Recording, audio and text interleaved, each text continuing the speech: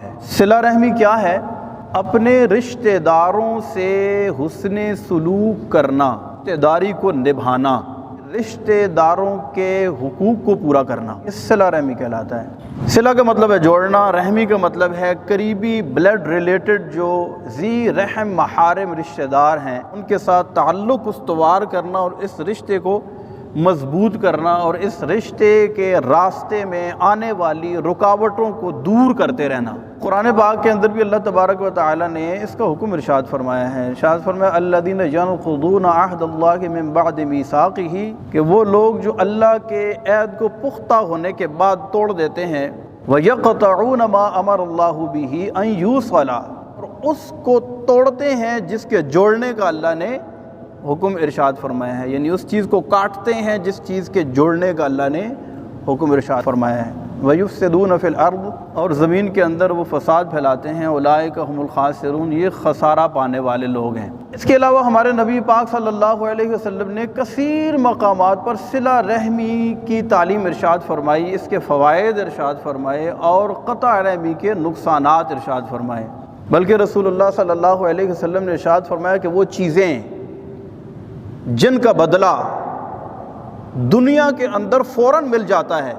ابن ماجہ شریف کی حدیث پاک ہے، عن عائشہ رضی اللہ تعالی عنہ قالت، حضرت سیدتنا بی بی عائشہ صدیقہ طیبہ طاہرہ رضی اللہ تعالی عنہا سے روایت ہے کہ قال رسول اللہ صلی اللہ علیہ وسلم، رسول اللہ صلی اللہ علیہ وسلم نے ارشاد فرمایا کہ اسرع الخیر ثوابا، باعتبار ثواب کے جلدی جو چیز ہمیں ملتی ہے البر، بھلائی کرنا، احسان کرنا ہے، وصلۃ الرحم، اور رشتہ داروں سے صلہ رحمی کرنا ہے۔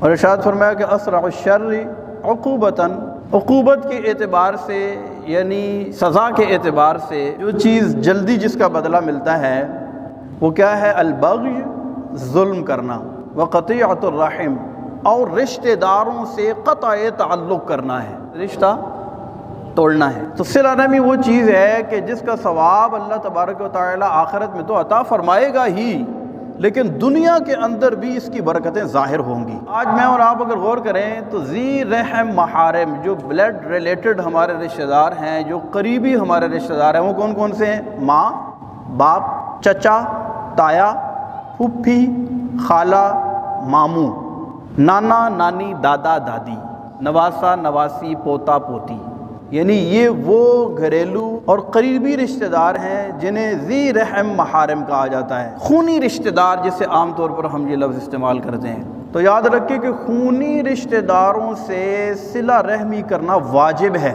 اور ان سے قطع تعلق کرنا، ان سے رشتہ توڑنا حرام ہے۔ لیکن آج اس معاشرے کے اندر اگر ہم ایک سرسری نگاہ دوڑائیں تو جہاں بہت ساری خرابیاں ہمارے معاشرے میں پیدا ہو گئی ہیں، وہاں ان میں ایک خرابی یہ بھی ہے کہ بہت ساری قطع رحمی کی مثالیں ہمارے خاندانوں میں موجود ہیں۔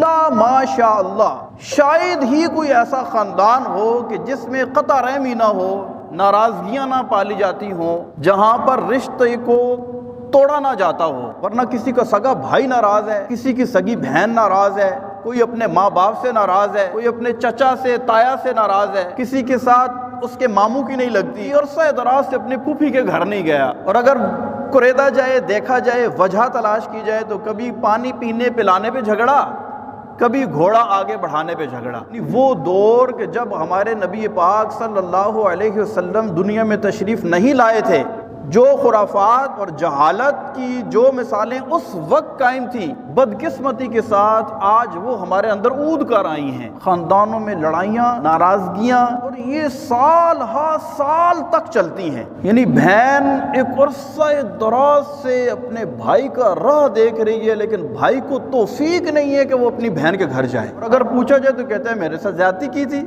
میری بےزتی کی تھی، میری رسپیکٹ نہیں کی۔ بات بڑی قابل غور ہے۔ میرے آقا صلی اللہ علیہ وسلم نے ارشاد فرمایا کہ صلہ رحمی یہ نہیں ہے کہ کوئی تم سے اچھا کرے تو پھر تم بدلے میں اس کے ساتھ اچھا کرو، یہ صلہ رحمی نہیں ہے، بلکہ صلہ رحمی یہ ہے کہ کوئی تم سے برا کرے پھر بھی اس کے جواب میں تم اس کے ساتھ اچھا کرو، یہ صلہ رحمی ہے۔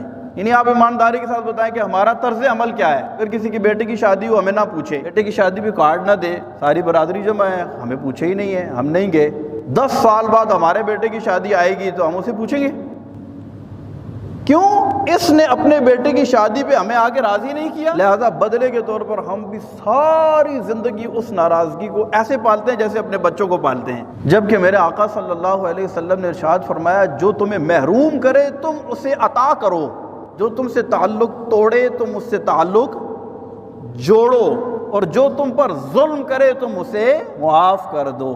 یعنی کتنی نفیس ترین تعلیمات ہیں ہمارے مذہب کی۔ آپ پوری دنیا کے اندر دیکھیں کسی اور مذہب کے اندر اتنی خوبصورت تعلیمات اور اتنی خوبصورت تربیت ہے